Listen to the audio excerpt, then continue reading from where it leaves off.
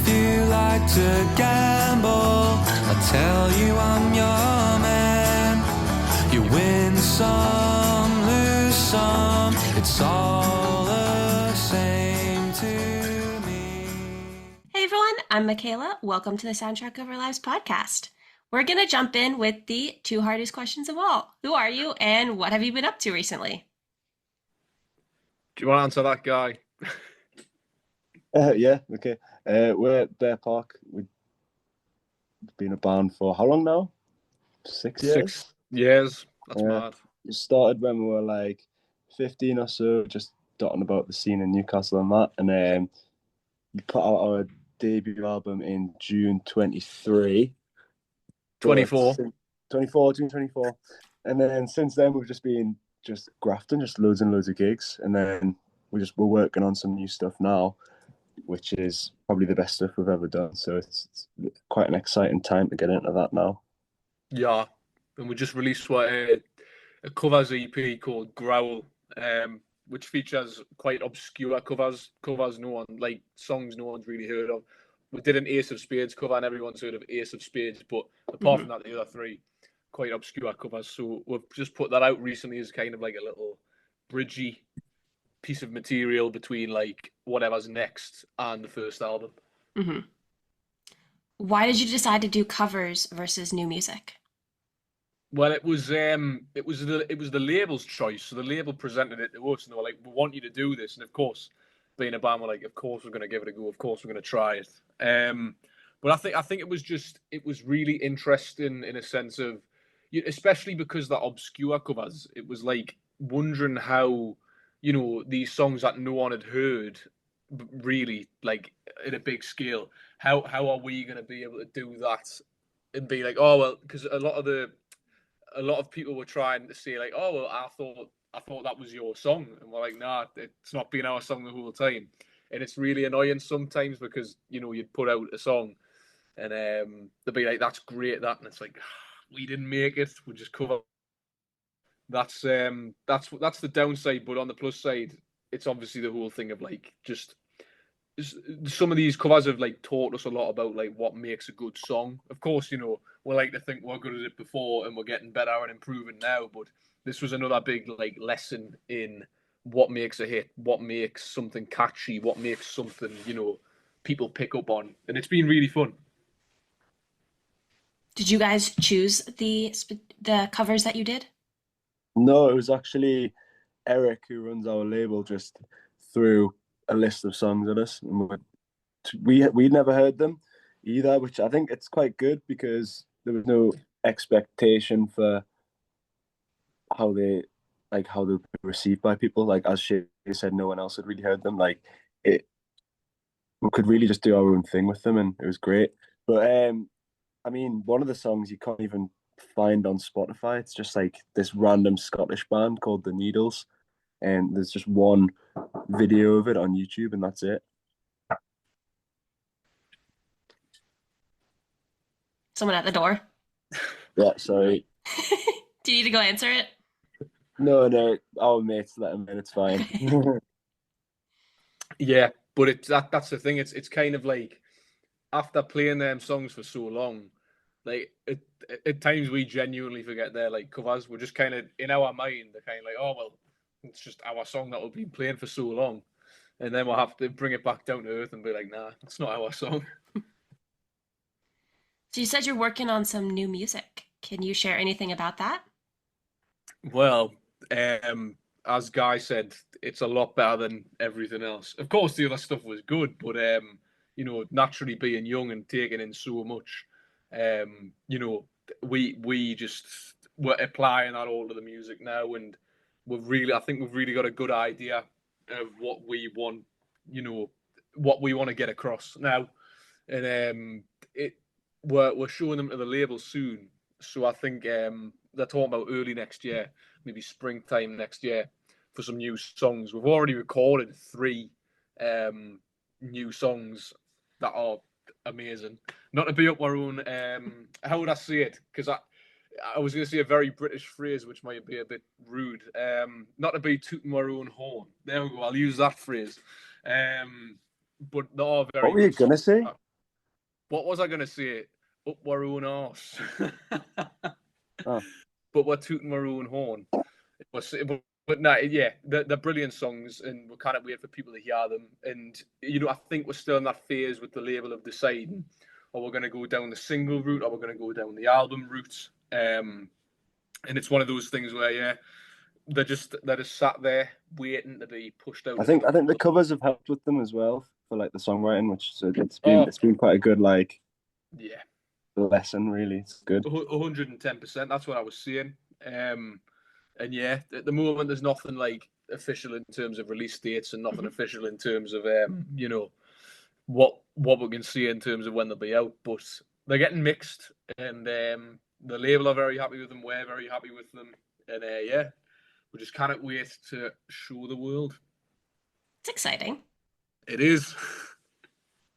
So when you guys go to write a song, what does that process look like for you?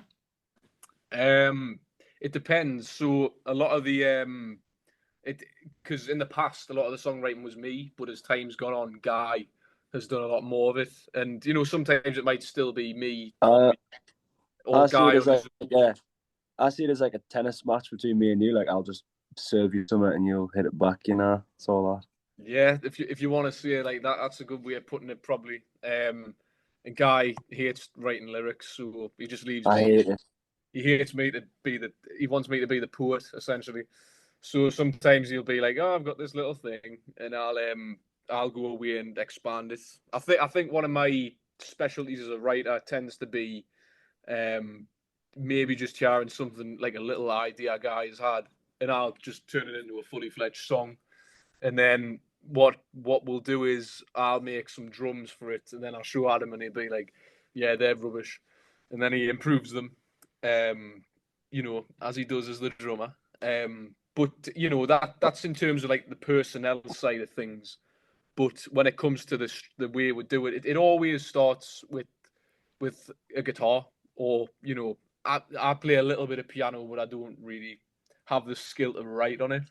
So it will just be, we'll start off on guitar, we'll make a chord progression or a riff, and then the melody always comes next. I think you usually write them at work, don't you? Yeah, I won't have that chance anymore with my new job, but I did used to write stuff at work. And basically, I used to sometimes write lyrics first, and trying to slot them into a melody didn't really work properly. So I think it's always pivotal that we've got the melody first, and then the lyrics feed off that. And I feel like the best lyrics and the best melodies are the ones that aren't with too many fancy big words. Of course, be witty, be cool, be interesting, but sometimes in the past, like I can talk from experience, when I was like 16 and 17, I'd be writing all these fancy things that I didn't understand, and I'm like, "Ooh, look at me, I'm so cool," and it wasn't the case. So really strip back the complexity of the lyrics and make them quite simple and easy for people to understand.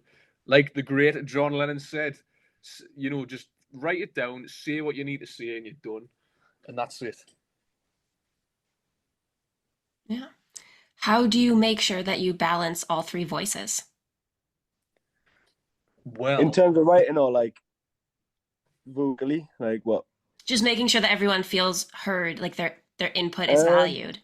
I think it's just whenever like do something 100% like on our own. So like if I write something, I'll then show Shay, and then if Shay makes a demo, he'll show me, and then we'll never just show the label without taking it to the rehearsal room first, where Adam's then showing the song, and we'll mess about with it then we might go back to the demos. So it's like we'll always get so far with it, and then like kind of come together and see what we want to change or not.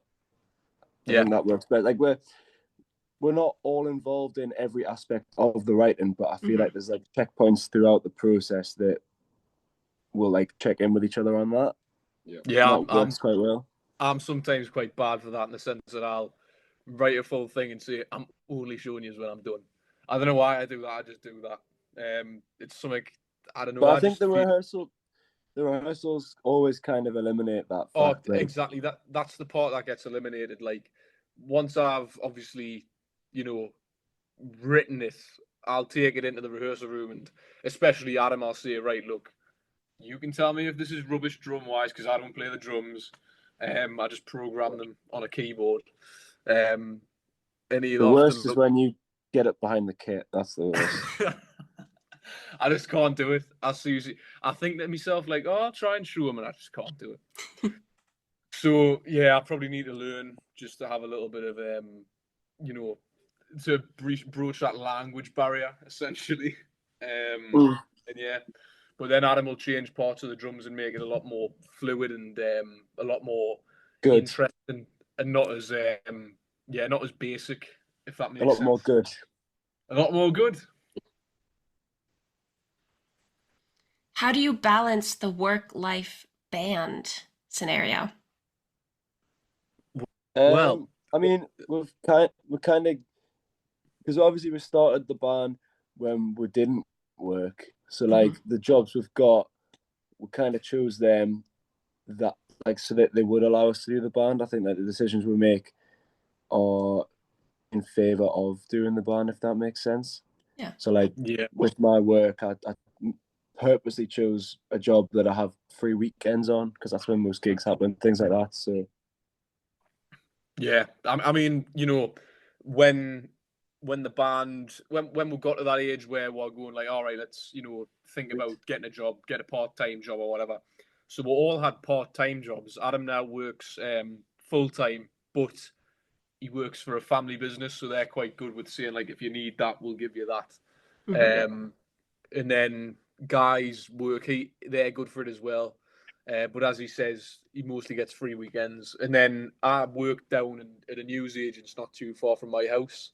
And I've just stopped working there after 3 years to get some more hours elsewhere. And the people I've started working for the post office. And they, I know the people who run it, and they're quite good at working around what I need, which is, it's great of them.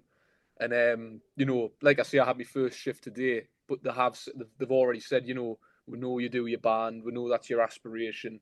If you do need something, just tell me. And it's kind of like, if someone's done a favour for me, then I can do a favour for them. It's that kind of thing. So it's really handy. So, I know Adam's now full time, but with me and Guy, still in that part time thing, I think it works really well because, with me and Guy doing, I suppose, the majority of the songwriting and I suppose putting the songs together to bring Adam in the rehearsal room, it means Adam can focus on work and, be available for gigs and photo shoots on the evenings and practice.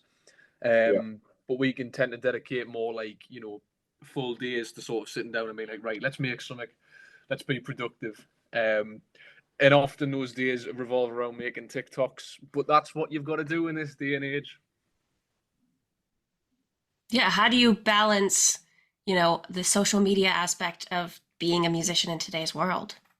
I think it's quite overwhelming because I feel like we spend less time thinking about music and more time thinking about social media, and it's like I'm doing it because I want to do the music, but we've just got to be big boys and realize that if we want to do music, you've got to do the things you don't really want to do as well. So it's tough, but like I think in like now, like the day and age now, I think the social media side is just as or more important than the music. It's how people see it. It's the visual value of it. It's like people's attention spans are a lot shorter, so they want to see everything that you are as a band in 10 seconds, and that's really hard to do. Yeah. Yeah, it's so different than how it used to be. 100%. Because back then it used to just be about the song itself, and if it was a really good song, that's people would hear it on the radio. That's all that matters. But now it's writing a good song plus dressing up cool, being good at taking videos, being good at editing the videos, posting them at the right time with the right hashtags, and having the chance of it going like viral. And yeah, it's there's so many more factors, I think, and that is quite overwhelming.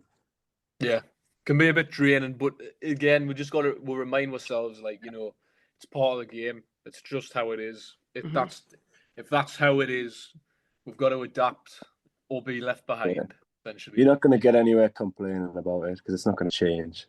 It's true. Exactly. What advice would you give to someone who's starting their first band? That's a tough one. Don't. No, I'm joking.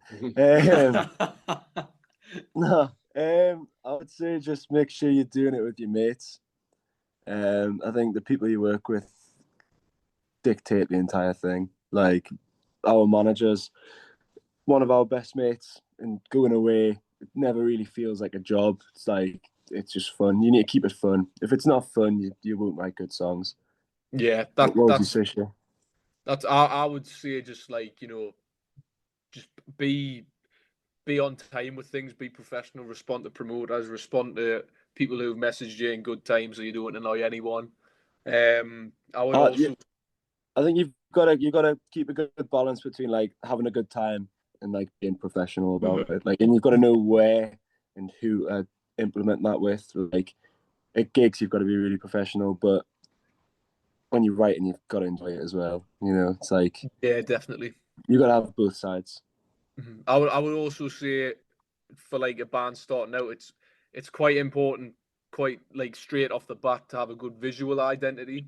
Not necessarily like dressing up. I know when we play live, we play in suits and white shirts. But that happened a few years in, and we thought about that sort of stuff.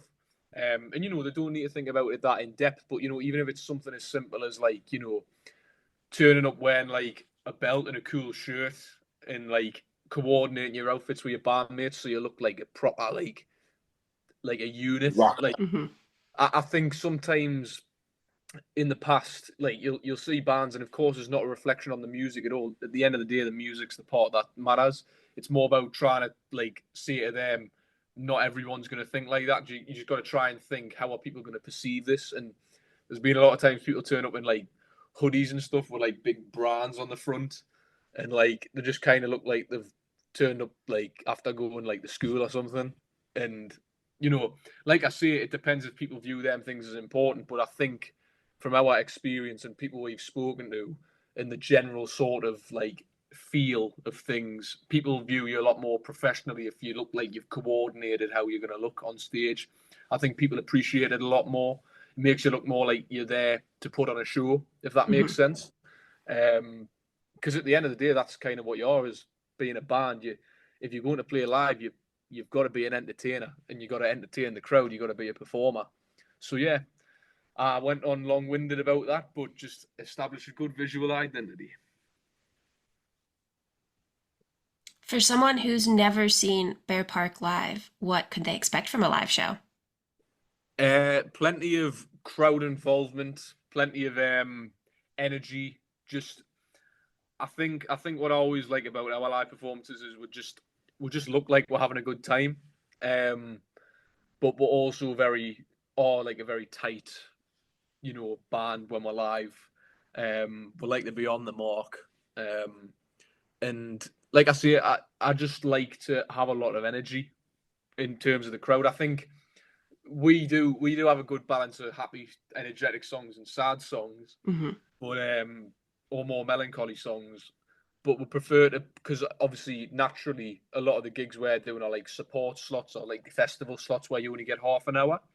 So if we've got half an hour, we're going to say, right, what are our best songs? What are the most energetic? What are going to get people hyped up? And they're the ones we put into the set. I think sorry, I think the how you talk about crowd involvement. Yeah. I think that the best hack to give people is when you play in these like support slots and festival slots, whenever you go on stage, everyone kind of just stands at the back, because there's this awkward like middle zone that nobody wants to go into, because nobody wants to be the person that's just stood in the middle of the dance floor on their own. So a good trick is to just, as soon as you finish your first song, just tell everyone to come forward, and I feel like that makes the gig atmosphere 10 times better straight away. I mean, we did Lindisfarne like really short notice this year, and during the first song, everyone was just kind of lingering at the back, and then when Shay told them all to come forwards, the vibe just changed like that. It was just instantly really, really good, and I think that's like a really important thing at gigs, especially gigs that aren't your own.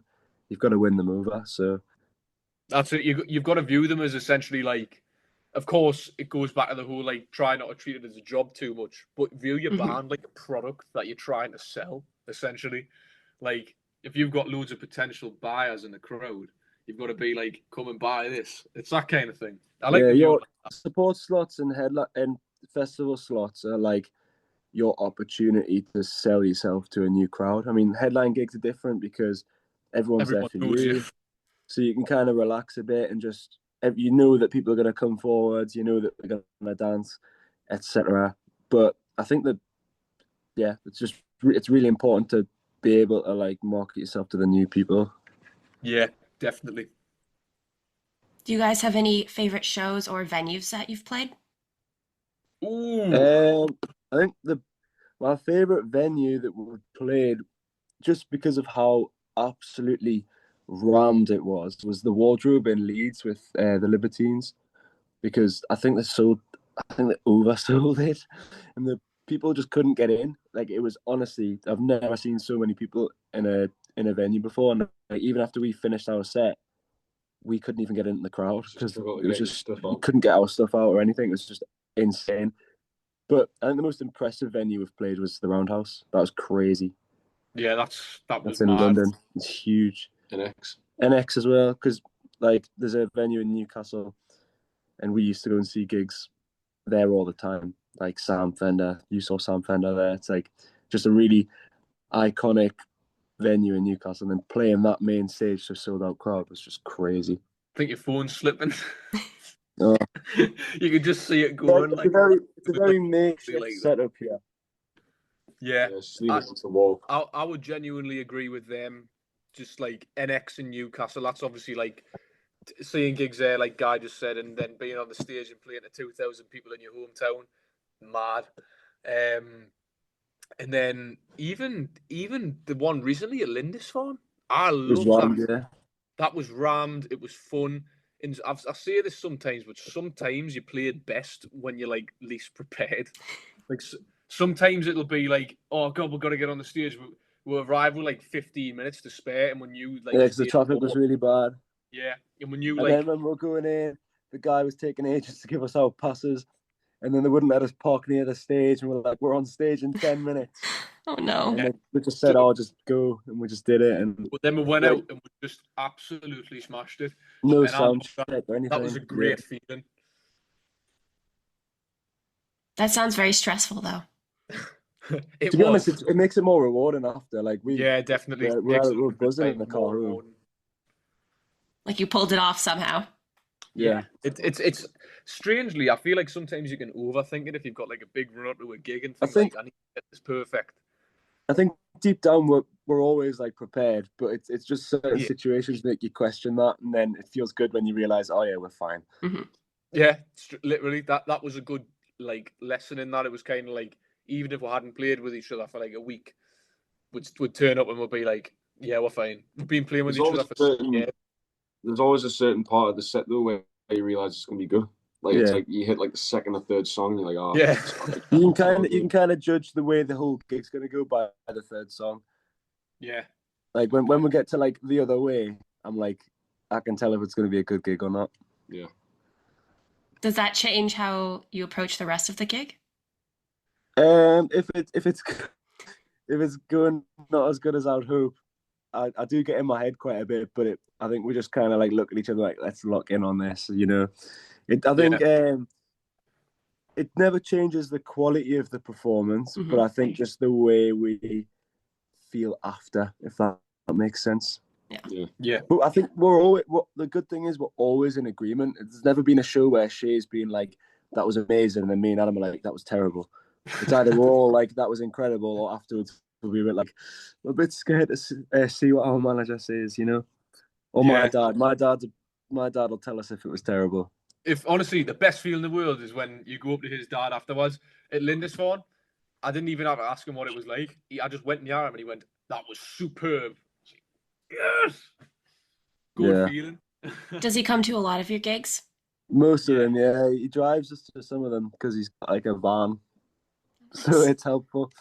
I mean, we all drive, but we all have little dinky cars, so we can't fit much in them. So he comes when he can, and I think because I think you need people around you who are going to tell you when something's a bit terrible. Because if Mhm. you if you spend a lot of time on something, you're always going to think it's like decent if you've spent the time on it. But like, you need somebody to tell you when it's bad, because then you know what to fix, I guess. Yeah. But not in a way of like, that's terrible and that's it. Like, you want someone to say like, yeah, but I know you can do better. Like, it's constructive, you know. It's not like just slating you. Mm-hmm.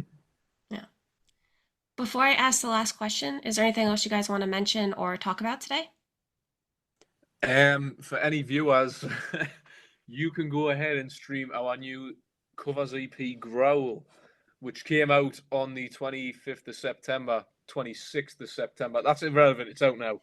That's the important part. It's out, featuring Teenage Bomb, Testify, Shake Some Action, and Ace of Spades. So on all streaming platforms, go and stream that. And if you never heard of her, Where Bear Park, and you can go and get our album on Spotify as well. I can tell you're the front man, Shane. You can tell I'm the front man. You can tell I'm the one who has all the big ideas. Okay.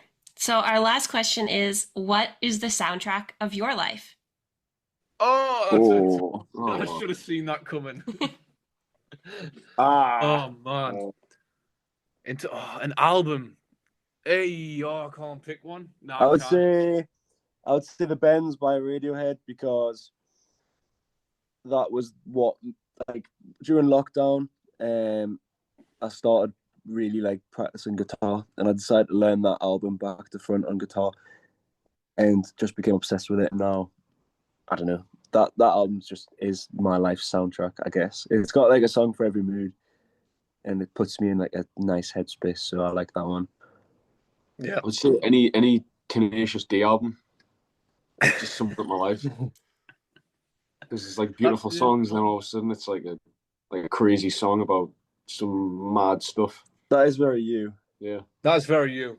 So that's valid. Yeah, I would say for me, I would pick Sam's Town by the Killers. That's just like unskippable, 10 out of 10, amazing album. And strangely, my parents aren't musical or anything, and I never really, like, because a lot of musicians might be like, oh, me dad or granddad was into guitar, or me dad does drums or whatever, but my family is not musical in the slightest. And I didn't, no offense to my family, but I didn't get a lot of my music from them. I got a lot of my music from Guy. Me? But yeah, Lockdown, Hockey Dad, Radiohead, you know what I mean? Anyway, King Cruel, a little bit. Anyway, so the one band that my entire family loves is the Killers, and they happen to be my favourite band as well. And that album, Sam's Town, I've been listening to that since I was like 5 years old. Such a mommy's boy. Shut up, man. And it's just an absolutely flawless album. Like, I've always described the Killers as one of those bands who are able to mix really impressive musicality and being really impressive musicians with genuinely like catchy, singable, anthemy stadium songs, and it's amazing. So if anyone hasn't listened to Sam's Town by the Killers, then you need to get on that album, because it's just. We're promoting Bear Park, not the Killers. I know, but I'm trying to say that is the soundtrack of my life, because I've been listening to it since I was young, and I think it's the best album. What's your favourite song on it? That's a tough one. I would say either the title track, Sam's Town, or maybe When You Are Young, which is the single from it, which everyone knows. And then there's a song at the end of the album called Why Do I Keep Counting? And that's also, I nearly cry when I listen to that song.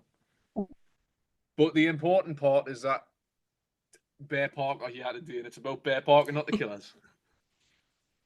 For all of our listeners who want to see you guys live, hear the new music, listen to the old music, where can they find you?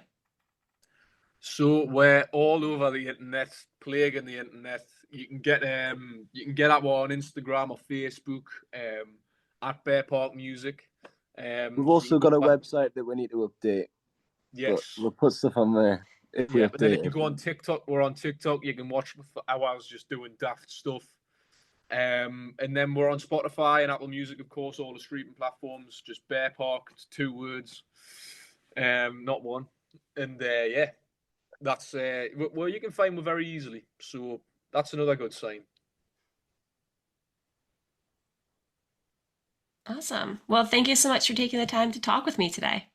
Of course. All Thank right. you very much for having me. Thank you. Yeah. Have a nice rest of your day. You too. Thank you. Thank you. Bye. Bye bye. The only thing